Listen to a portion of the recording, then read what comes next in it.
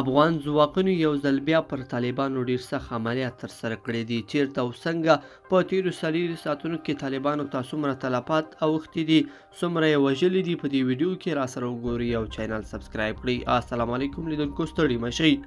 افغان هوایي، دفاعي او امنیتي ځواکونو په تیرو څلورو ساعتونو کې د هیواد په بیلابیلو سیمو کې پر طالبانو عملیات ترسره کړي چې په پایله کې د یادې ډلې 190 کسانو ته مرګ ژوبله اړولې ده.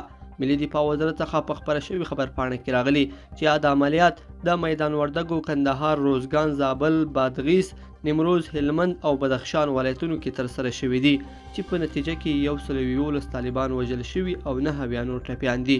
د سرچینې په خبره په یادو عملیاتو کې د طالبانو یو شمېر وسلې او مهمات هم له منځه وړل شوي او همداشان د یادې ډلې له لوري د خلکو د تګ راتګ په لویو لارو کې ځای پر ځای شوي ماینونه هم د افغان ځواکونو له لوري له منځه وړل شوي دي.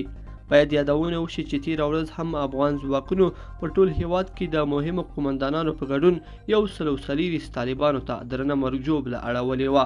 لیدونکو، په دې هیله چې دغه مطلب به مو راسره تر پایه پورې لیدلی وي. که مو دغه ویډیو خوښه شوې، ویډیو لایک کړئ، سره او چینل سبسکرایب کړئ. تر بیا ښه وخت.